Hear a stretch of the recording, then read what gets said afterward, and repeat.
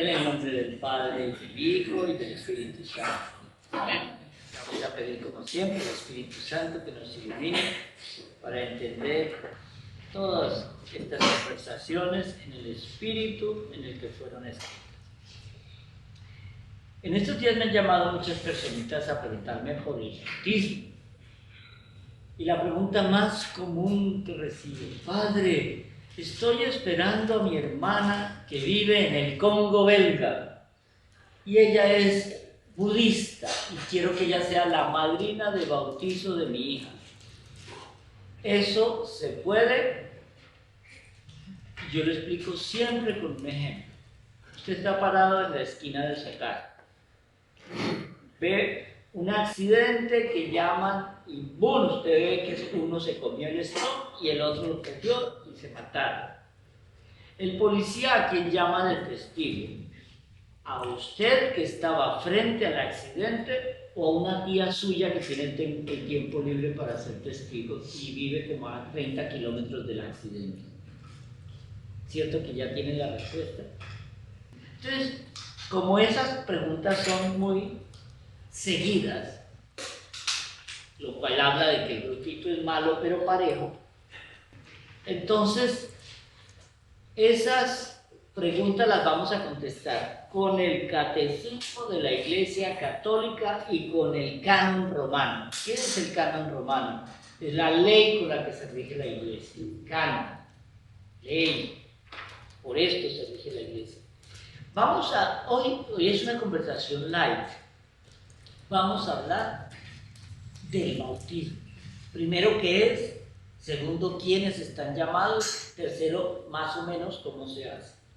Lo primero, los sacramentos de la nueva ley fueron instituidos por Cristo y son 7 a saber: bautismo, confirmación, Eucaristía, penitencia, unción de los enfermos, orden sacerdotal y matrimonio.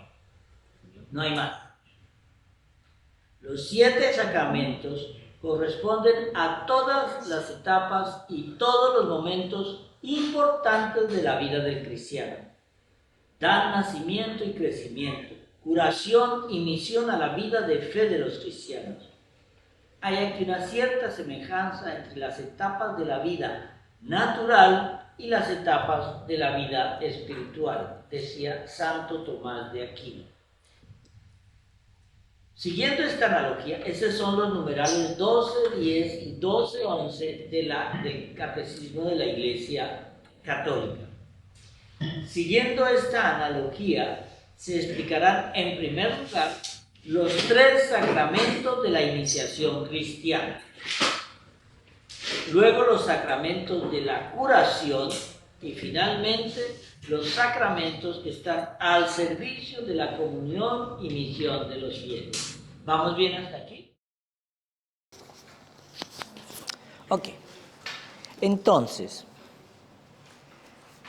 los sacramentos de la iniciación cristiana.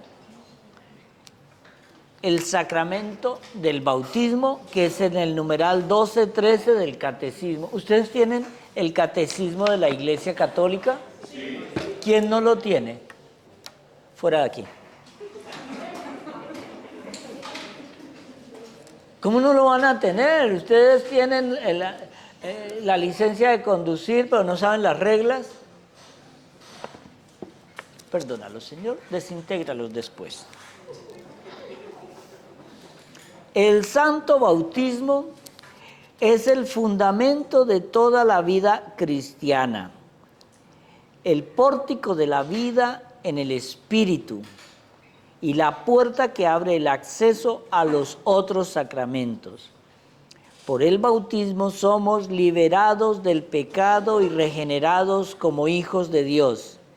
Llegamos a ser miembros de Cristo y somos incorporados a la Iglesia y hechos partícipes de su misión. El bautismo es el sacramento del nuevo nacimiento por el agua y la palabra. Si yo les hiciera, ¿cuáles son las condiciones sine qua non para hacer un bautizo? ¿Quién me las puede decir? ¿Ustedes son bautizados? ¿Todos? Bueno, ¿y no me pueden decir cuáles son las condiciones? Sí.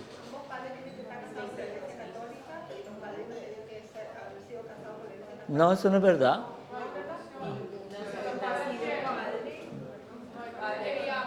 ¿Ah?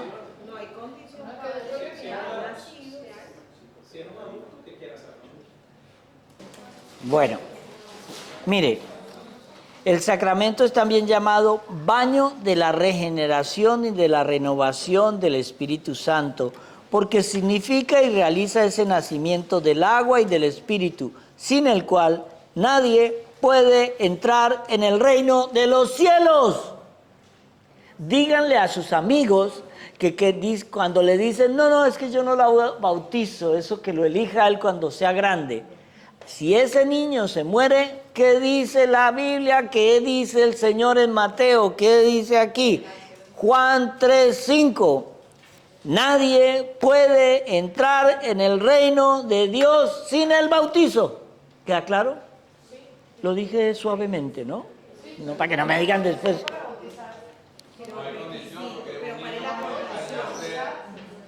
Puede estar muriéndose y lo pueden bautizar a una persona. Pero ¿bajo qué condición? Bajo el nombre del Padre, Sí. del Hijo y del Espíritu. Ah, ¿con qué?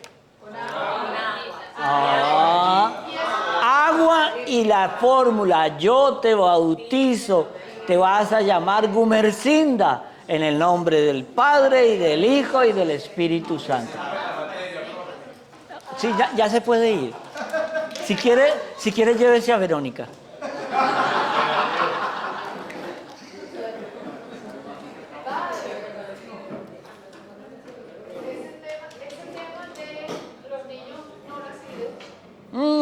Me dejan que yo acabe aquí y se lo explico. Eso está duro. Ok, padre, entonces, si cualquier persona puede bautizar, En caso de muerte inminente del niño. ¿cuál es la diferencia entonces que las otras iglesias lo bautizan en agua y tal y cual? Porque no tienen el bautizo trinitario. Sí. Lo hacen en el nombre de Jesús. Pero la pregunta es, ¿esos no entran entonces al cielo? ¿También se están bautizando? No están bautizados. No en lo que mandó Jesús. Tú ves que es que hay tanto, usted, si se pone a ver en cada una de las iglesias de nuestros hermanos separados, cada uno tiene un rito. Hay unos que se tienen que meter en una piscina, otros se tienen que meter a un jacuzzi, otros se tienen que meter una vaina y toda rara y hundirse 3 veces y sacar la cabeza. Pero es que dicen que porque Jesús se bautizó grande, entonces ellos tienen que bautizar grande. ¿Jesús quién era, perdón? Allá está, ya está. Jesús en el bautismo nos dio ejemplo. Pero eso de que se bautizó grande, se bautizó pequeño, los bautizamos pequeños, ¿por qué? Porque si el Señor dice que si se muere y no está bautizado, ya está. Y usted lo que quiere, mire, durante toda la historia de la iglesia, empezaron a bautizar los niños desde recién nacidos. Si tú le preguntas a tu abuela, a ella nació y de una vez la bautizaban en el mismo hospital. Y así era como se hacía antes. Entonces, pero después no. Entonces la ceremonia, la reunión, hagan la fiesta cuando les dé la gana, pero bautícenlo ya. Porque no apliquen nunca esto de que yo voy a dejar, sobre todo cuando hay matrimonios religiosos, que ella es católica y él es judío o viceversa, o judío o protestante o ateo. No, yo voy a dejar que el niño decida qué quiere ser, si quiere ser católico o judío. Y yo les repito esto siempre, más del 90% de esas personas cuando llegan a los 18 años eligen ser ateos, porque es más fácil, no hay compromiso. Entonces, en ese aspecto es cuando queremos aquí enfatizar eso.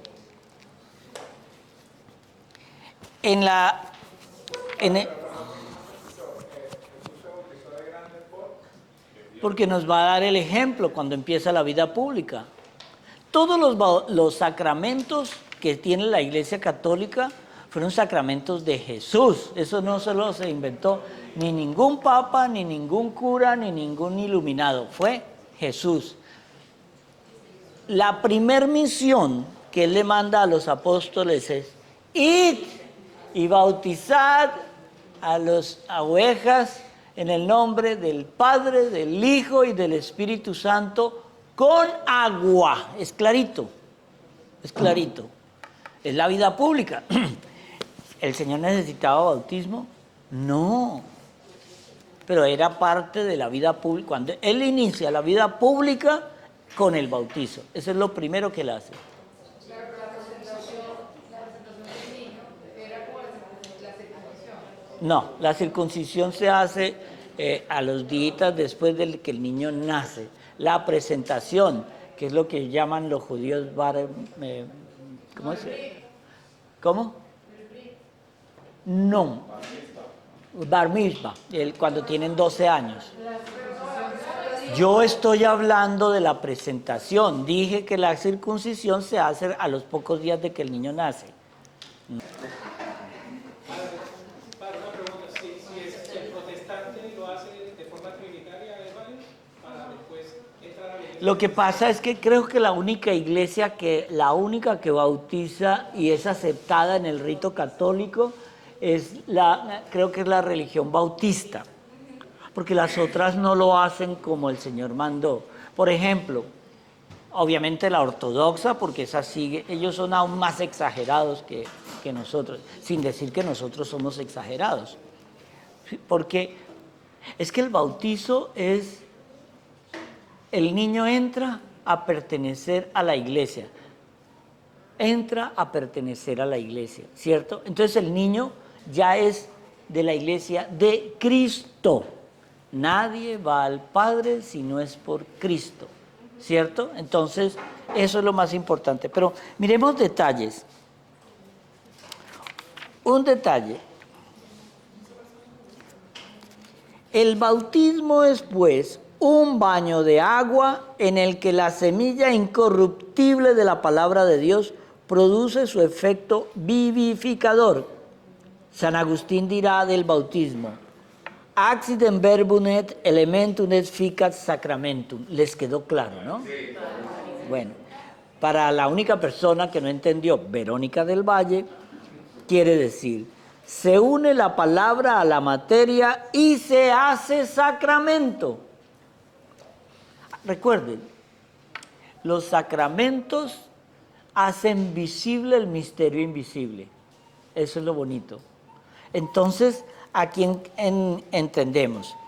Desde los tiempos apostólicos, para llegar a ser cristiano, se sigue un camino y una iniciación que consta de varias etapas. Este camino puede ser recorrido rápida o lentamente y comprende siempre algunos elementos esenciales: el anuncio de la palabra, la acogida del evangelio que lleva a la conversión, la profesión de fe, el bautismo, la efusión del Espíritu Santo y el acceso a la comunión eucarística. Si usted no está bautizado, no puede comulgar. Punto. Que ese es el sacrilegio que está haciendo la Iglesia Católica Alemana, que le dijo a todo el mundo que podía comulgar como si eso fuera un canapé. Y es que el bautismo es una gracia, es un regalo. Los sacramentos son los salvavidas que nos tira el Señor para ayudarnos a cumplir los 10 mandamientos. Eso es todo. Entonces, eso lo tenemos que entender así. El Concilio Vaticano II ha restaurado para la Iglesia Latina el catecumenado de adultos divididos en diversos grados.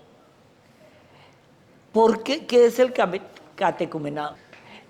Tenemos que entender que la diferencia, cuando un niño en la iglesia tiene menos de, creo que 7 años, estoy casi totalmente inseguro, no tiene que hacer el estudio para el bautismo. Pero como en la iglesia se considera que cualquier persona mayor de 7 años ya es un adulto espiritual, porque ya sabe diferenciar el bien del mal, entonces ya tienen que hacer los 2 años que le mandan a los niños y a los adultos para hacer el bautismo. Hay iglesias aquí en Miami que te hacen un super curso intensivo. Si fallas son 10 sábados en la ermita, creo que es así. Y si fallas un sábado, pues entonces tienes que reponerlo.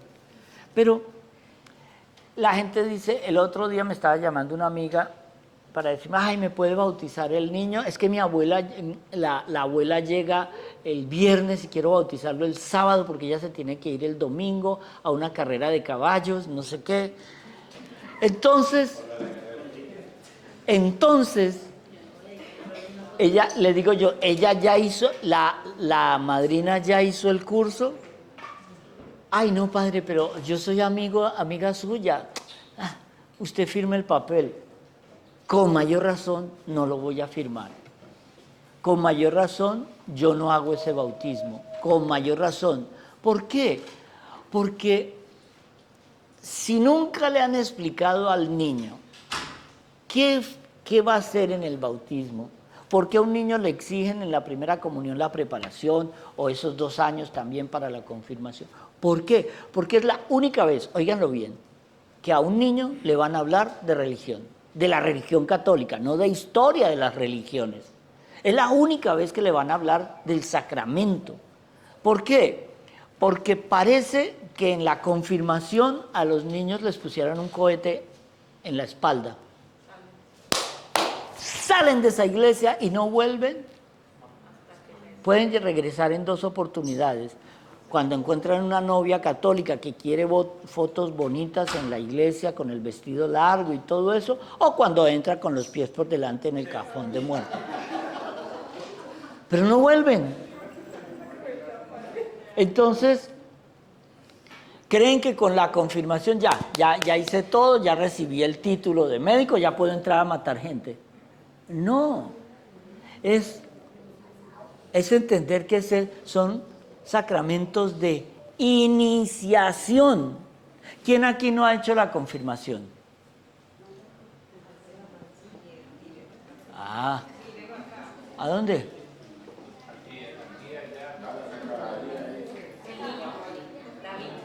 ¿Y tú cuántos años tienes? Ah, ¿y por qué no has hecho la confirmación? O sea, ¿me hace el favor? Tu papá y tu mamá quedan despedidos. Deben ser ateos los padres de ese niño. Salimos del segundo, dando chance ya va. Ah, tú eres el papá. Ah.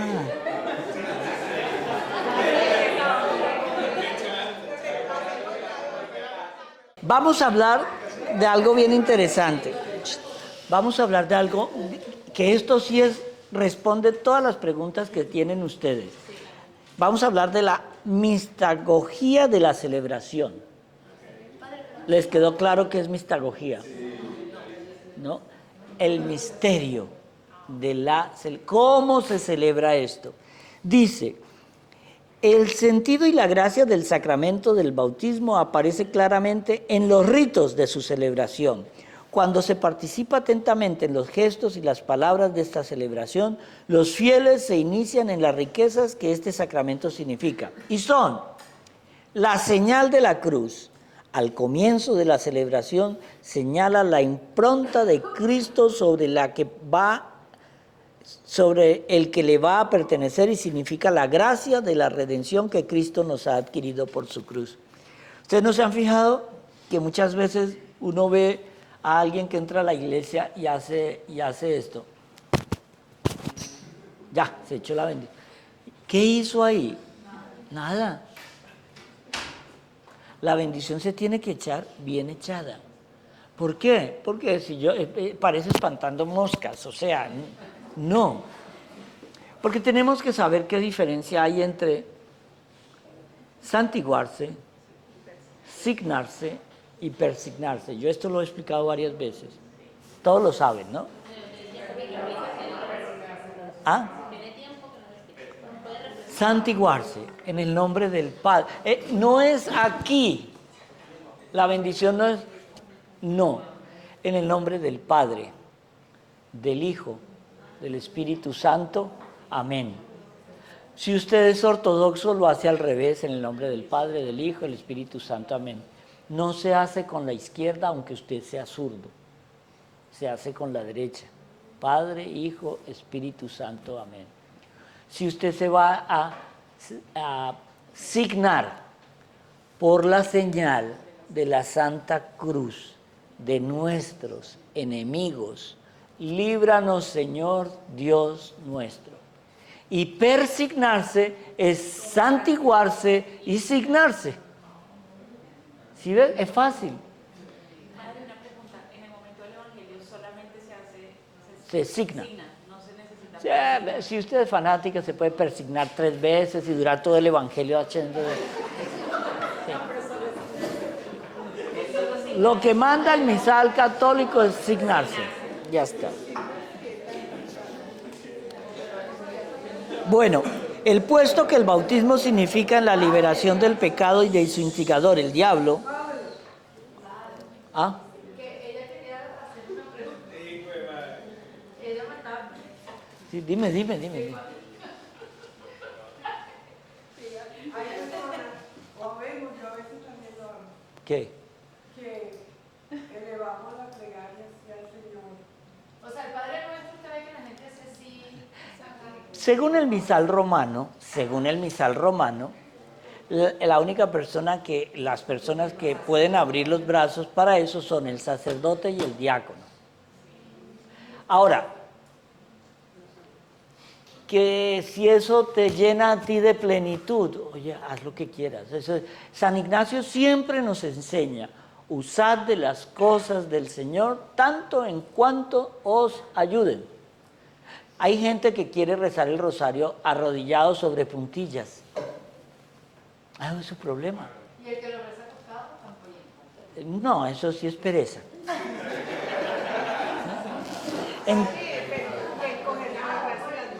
No. Mira,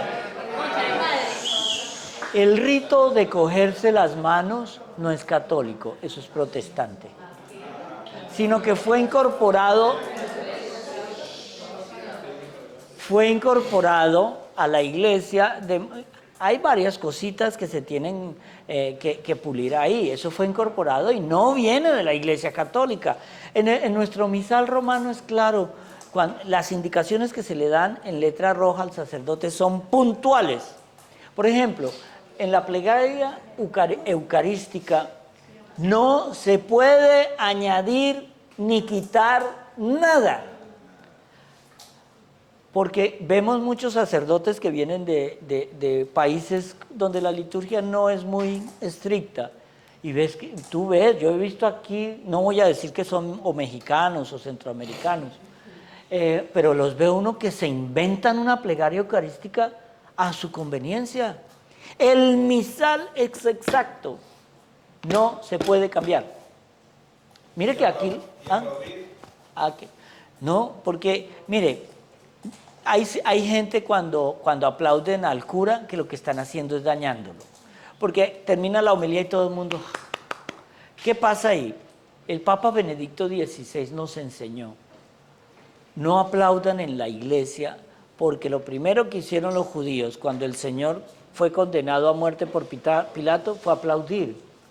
Y nosotros estamos haciendo una conmemoración del sacrificio y resurrección del Señor. Entonces no se aplaude. 2, no es una función teatral. Estamos reviviendo la pasión del Señor. Y 3, hay sacerdotes que se la creen. Entonces el día que no aplaudes tú la homilía, ¿es que fue mala? No, yo prefiero que no aplaudan nunca para nunca saber si fue buena o mala. Entonces...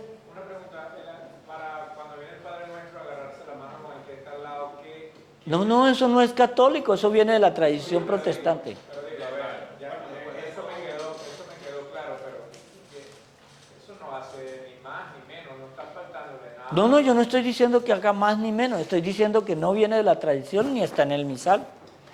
Como usted, si tú quieres estar unido en tu familia y eso, bonito, chévere, pero no está en el misal, punto. Pero digo, no le está faltando Sí. absolutamente respeto de nada. Porque No.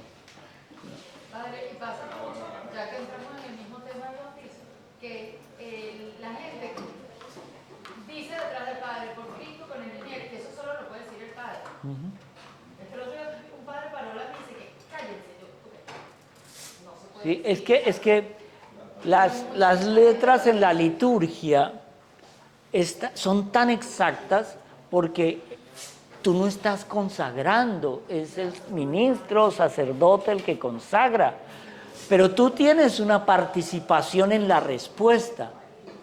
¿Sí me explico? Y eso sí te lo tienes que saber. Mire, por ejemplo, hay una cosa que la gente no hace y que tiene que hacer: el Gloria. Los domingos cuando se canta el Gloria, si hay un coro muy bonito, nadie canta. El santo no es una oración que haga o el coro o el cura, es toda. Dice, la congregación se une en alabanza. Santo, santo, santo es el Señor, que eso es lo que hacen los ángeles del cielo y los hombres en la tierra. Pero aquí todos se quedan, no. Es que mire, si uno va a ver cuando en las peticiones, en las oraciones de peticiones, oh Señor, hoy pedimos por, no sé, el Papa Francisco, el arzobispo, los obispos, el clero, te rogamos, Señor. Ahí es cuando tenemos que pedir con más fuerza. Ahora, el Padre Pío y el santo cura de Ars le decía a la gente, cuando hay la elevación, no cierren los ojos. Van a ver a Cristo hecho carne y hecho sangre. Es cuando más los tenemos que abrir y cuando más tenemos que pedir. Si hacemos una misa por una persona que ha fallecido, ese es el momento clave.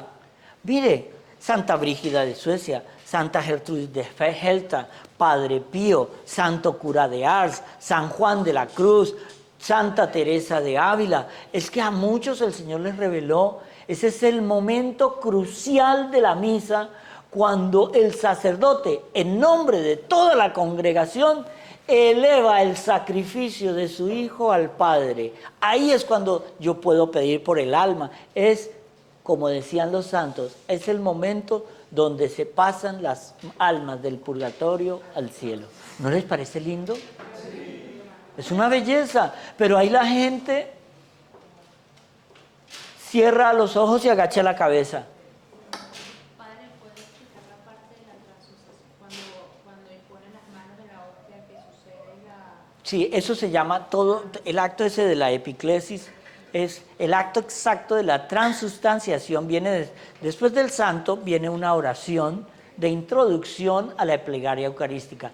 Pero cuando el sacerdote hace así, las manos horizontales sobre el pan y el vino, es lo que entendemos como si se abriera el techo de la iglesia y millones de ángeles hacen un camino, porque el Señor va a bajar a la transubstanciación. Ese es el instante cuando el sacerdote realiza la bendición sobre el pan y el vino. Es el instante en que ya no es pan y vino, es cuerpo y sangre del Señor. Si antes a mí se me riega la copa en el altar antes de la consagración, eso no es sangre, eso es vino.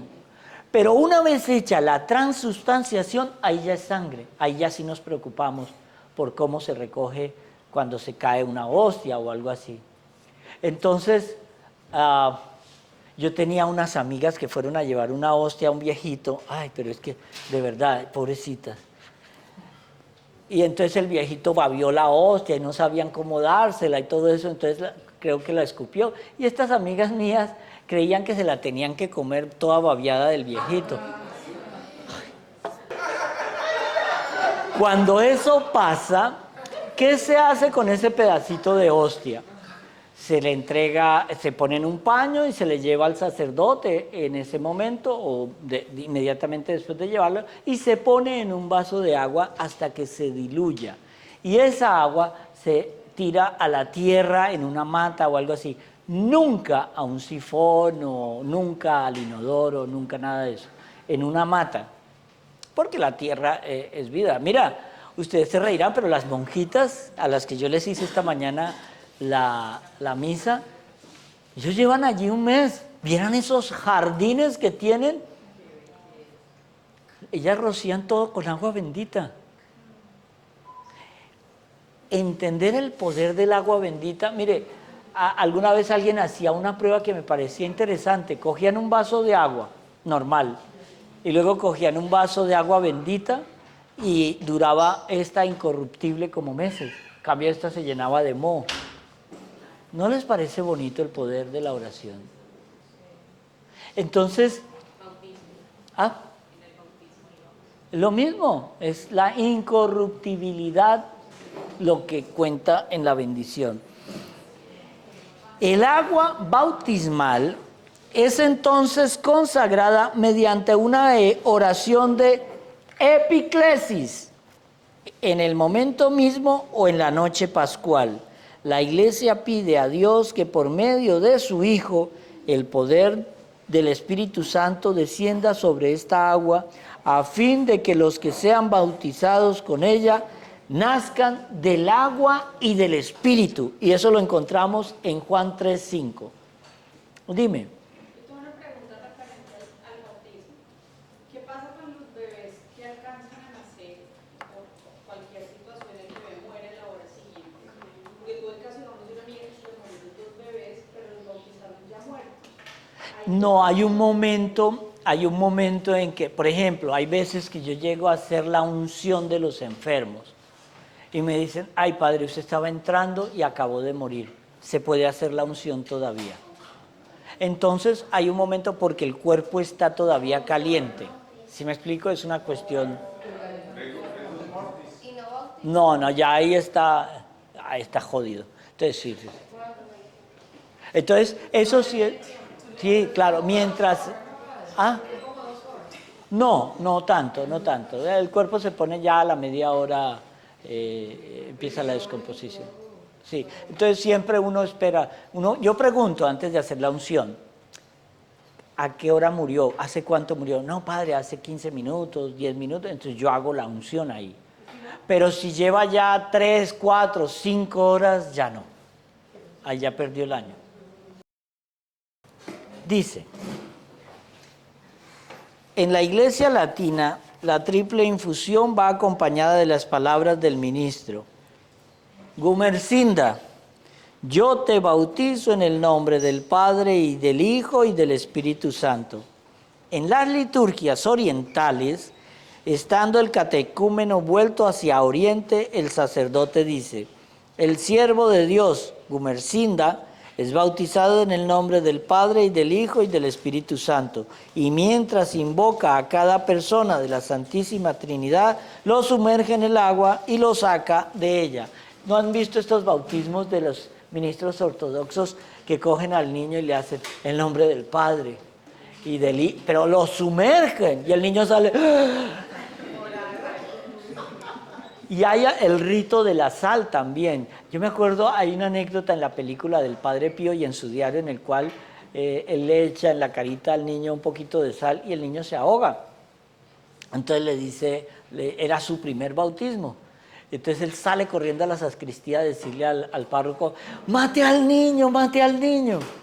Y mentiras, era que el niño se estaba ahogando por otra circunstancia, pero es entender, en nuestro rito, uno coge al bebé así en la mano, o normalmente son los padrinos, entonces uno le echa un poquito de agüita en la frente y le dice en el nombre del Padre y del Hijo y del Espíritu Santo.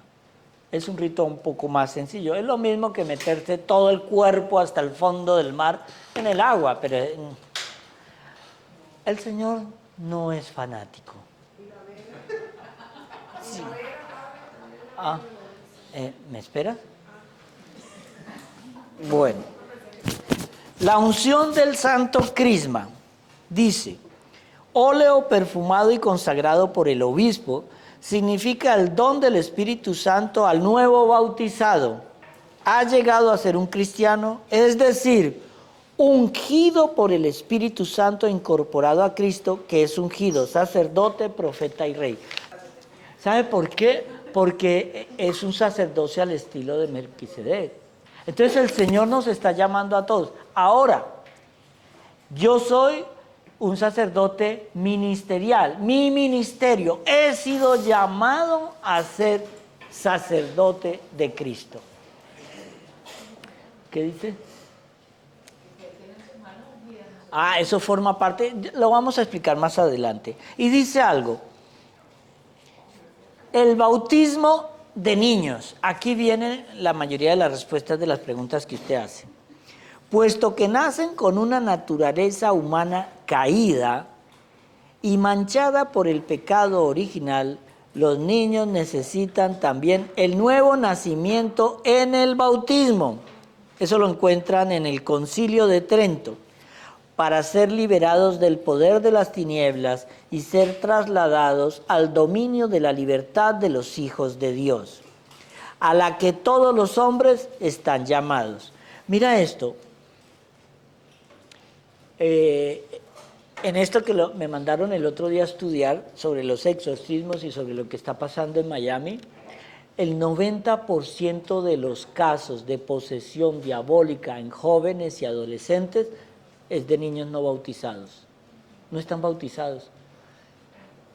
Usted ve que alguien tiene severos problemas de posesión y es una familia atea, ¿a dónde lo traen al final? Al sacerdote católico. Porque en el Evangelio vemos que los rabinos le preguntaban al Señor, ¿con qué poder, con qué autoridad tú expulsas demonios? Con la que me ha sido dada de lo alto. Y cuando Él manda a los apóstoles, que fue el Evangelio de la semana pasada, Él dice, id, misiones, bautizar, y es clarito, en el nombre del Padre, del Hijo y del Espíritu Santo. Expulsar demonios.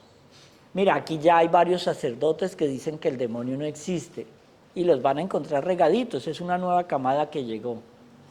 Ok, cambien de cura, no de iglesia, no de religión. Ese curita está perdido, vamos a rezar para que cambie. Dime. No, yo hablo, pero ¿cómo se discierne? Yo estoy hablando. ¿Cómo se discierne eso? O sea, una persona no ha profundizado en la fe, llega a la iglesia católica, quiere profundizar en la fe, se consigue con esta codita de... Más le vale a alguien que pervierta a uno de estos pequeños ponerse una piedra de molino en el cuello y tirarse al mar, porque está pervirtiendo la palabra del Señor. No se puede cambiar una coma, un punto, un i, agregarse, nada de la palabra del Señor. Nosotros como sacerdotes, ¿por qué nos clavan 5 años de teología y 4 años de filosofía? Para que estudiemos al mínimo todo. Mire, tenemos un compañero que se llama Alex Rivera, yo creo que él estuvo en Epiphany, y él ahora está estudiando en el Biblicon de Roma, y para estudiar la Biblia, pero para estudiar la Biblia a profundidad te clavan primero 2 años de latín, 2 años de hebreo, 2 años de arameo, 2 años de griego koiné, y él ahora, como es medio fanático inteligente, se metió a hacer copto. Y luego te sueltan la Biblia para que la estudies, no antes. Y no te sueltan la traducida, no, tú tienes que leer el Nuevo Evangelio en griego koiné, y lo vas a traducir tú. Y ahí es cuando uno entiende la belleza de la palabra. Para sacar un doctorado en Biblia son como 12 años. Entonces, por eso es que muchas veces dicen, ay, pero es que estos curas exageran. Uno trata de llevar los 5 años o los 12 años que ha tenido un sacerdote en Biblia a 10 minutos en la misa en un domingo. Y eso es lo único, porque si usted se pasa de los 12, 15 minutos, la gente empieza a convulsionar. Entonces, mire, esto que ustedes hacen aquí, este interés de la catequesis, el conocer la profundidad de la palabra del Señor, eso no lo hace nadie. Ustedes son el 0.0001% de los católicos. Usted ve el domingo, ustedes ven que durante la semana, aquí nadie viene a confesarse, pero ven los domingos, 800 personas, todas comulgan. Quien come la comunión sin confesión, o quien come la comunión indignamente, se condena indignamente. ¿Cómo le dice? Ay, no, padre, pero no, es que yo no he cometido pecados. Y el tipo tiene 3 amantes, un hijo por aquí, otra hija por allá, y tiene novio, ¿verdad? Entonces uno dice, pero no ha cometido pecados, él es santo. Entonces, eso es lo que queremos ver. Por eso hoy quería hablar del bautismo. Dice, espérate que yo les quiero decir algo. Los padres cristianos deben reconocer que esta práctica corresponde también a su misión de alimentar la vida que Dios les ha confiado. Ahí no recuerdo qué santa decía que a los que son padres, una de las preguntas que le van a hacer en el juicio final es: ¿cómo le enseñaste a tu hijo a creer en mí? No, padre, yo dije que él eligiera lo que él quisiera. Ya sabes. La práctica de bautizar a los niños pequeños, ojo la pregunta que viene aquí, es una tradición inmemorial de la Iglesia. Está atestiguada explícitamente desde el siglo II. Sin embargo, es muy posible que desde el comienzo de la predicación apostólica, cuando casas enteras recibieron el bautismo, se haya bautizado también a los niños. ¿Ustedes se acuerdan en Hechos de los Apóstoles cuando decían que Pedro llegó, o Pablo llegó a Tesalónica y esa noche bautizó a 3,000 personas? ¿Por qué? Porque era la conversión. Ahí estaba jugando el Espíritu Santo de una manera brutal. O sea, él decía, miren, no sé si esto lo hablaba en días pasados con alguien, pero ustedes no se han dado cuenta que hay veces, ustedes oyen un fragmento del Evangelio, Mateo hablando de cualquier cosa, y lo oyen una vez, y lo oyen otra. Esa famosa palabrita que es el Evangelio de hoy. Se os ha dicho, pero yo os digo. ¿Cuántas veces lo han escuchado? Muchas. Pero cuando vean la homilía de hoy, van a entender qué era eso. ¿Cómo? Porque si usted tiene el corazón abierto y el regalo del Espíritu Santo, eso es como si fuera una especie de ciencia infusa. En un segundo va a entender todo lo que en 30, 40, 50 años se le entraba por aquí y salía por aquí. Pero miren esto, ¿quién puede bautizar? Aquí se viene a aclarar esto. Mire, como no tenemos nada que hacer, sigamos. Son ministros ordinarios del bautismo el obispo y el presbítero. ¿Quién es el presbítero? Cura. ¿Y el diácono? El diácono también puede bautizar. En la iglesia latina también el diácono.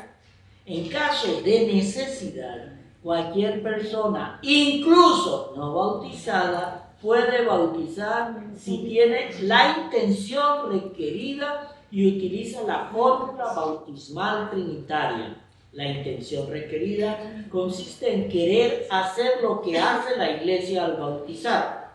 La iglesia ve la razón de esta posibilidad en la voluntad salvífica universal de Dios y en la necesidad del bautismo para la salvación.